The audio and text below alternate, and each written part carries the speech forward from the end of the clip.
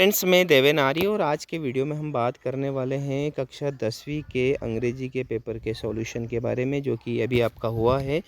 हमने आपको बहुत सारे वीडियो प्रोवाइड करवाए थे, उन्हीं में से आपका पेपर बना है। देख लेते। सेक्शन ए में आपका अनसीन पैसेज आया था, हम डायरेक्ट इसके आंसर देखने वाले हैं। मेडिटेशन के ऊपर था ये, है ना। और मेडिटेशन के ऊपर जो आया है ये समझ लो कि आपके 12th के जैसे आया है।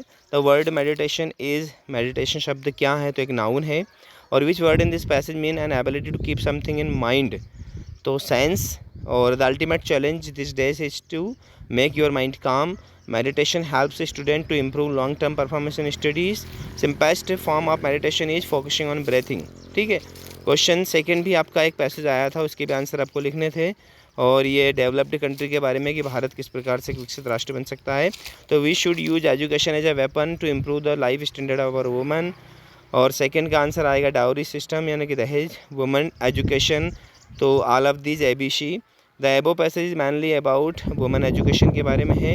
और according to the old African proverb, if you educate a man you educate an individual. यदि आप एक आदमी को एजुकेट करते हैं तो आप सिर्फ एक ही व्यक्ति को करेंगे, यदि महिला को करते हैं तो पूरे समाज को करेंगे। सेक्शन बी में आपको 150 शब्दों में किसी टॉपिक के ऊपर लिखने के लिए आया था कि साइंस के बारे में, इंपॉर्टेंस ऑफ ट्रीज़ के बारे में, my hobby, game I like most. I hope आप करके आए हैं।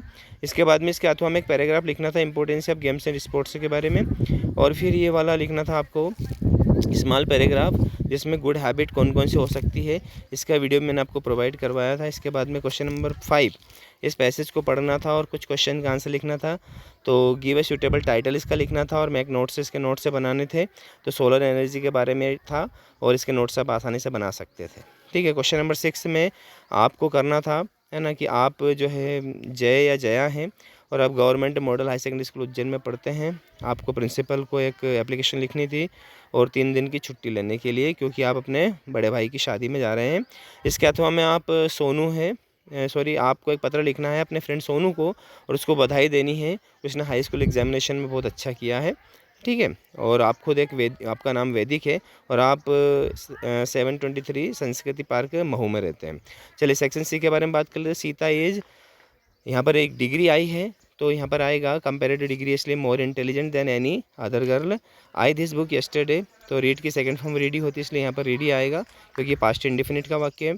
You work hard you will fail, unless आएगा इसमें, यदि आप मेहनत नहीं करते हैं तो आप फेल हो जाओगे। Your father is seriously ill, आपके पिता बुरी तरह से बीमार है। यू गो होम, तो यू शुड, आपको घर जाना चाहिए, या मस्ट गो होम, तो यहाँ पर शुड आना चाहिए, है ना। और my father is retired teacher, ये मैंने कल आपको बताया था, है ना। हाउ टाइम इज़ लेफ्ट, तो how much time. He exclaimed what beautiful flower, तो what a beautiful flower. Okay. चलिए डू एज डायरेक्टर देख लेते हैं। आई डू एक्सरसाइज रेगुलरली, तो इसमें आपको करना था इंट्रोगेटिव बनाना था, तो do I do exercise regularly. और to find error in other is easy, इसको आपको करना था बिगिनिंग विथ इट से स्टार्ट करना था। It is easy to find error in others. Third है Lencho wrote a letter to God, Lencho was peasant, तो इसमें आपको हूँ का इस्तेमाल करना था, है ना, और सेंटेंस बनाना था। तो Lencho who was a peasant wrote a letter to God. Okay. चौथा sentence, my sister is very intelligent she can solve any problem, तो my sister is so intelligent, है ना। और इसमें आपको करना क्या था, सो दैट का इस्तेमाल करना था कि my sister is so intelligent, और दैट से आपको सेंटेंस जोड़ना था। My sister is so intelligent, है ना, that she can solve any problem. Okay.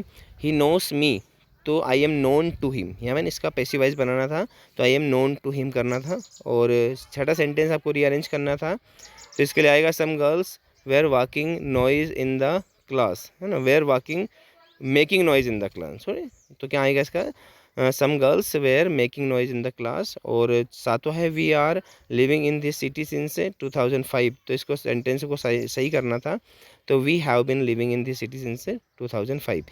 इसके बाद में कुछ क्वेश्चन थे जो हमने आपको ऑलरेडी बताई दिए थे, इंपॉर्टेंट क्वेश्चन में से ही आए हैं सारे क्वेश्चन। आई होप आपका पेपर अच्छा गया है। यहाँ पर हमने आपको सटीक आंसर बताएं, ये देख लीजिएगा इसका आंसर भी, है ना। Why did Lencho get only 70 passage, तो इसका सही आंसर सी आएगा, दूसरे का बी आएगा, तीसरे का ए, है ना, चौथे का डी आएगा। ठीक है। फिर क्वेश्चन नंबर 15 देख लेते हैं। इसमें the main door of the house, plumb, baking was a profitable provision, और इसके बाद में आएगा आपका अमांडा। ठीक है। और ऑर्फन, अनाथ के लिए आता है, child having no father and mother, third का आएगा ए, ठीक है, और बाकी ये सारे इंपॉर्टेंट क्वेश्चन हैं। Thank you so much.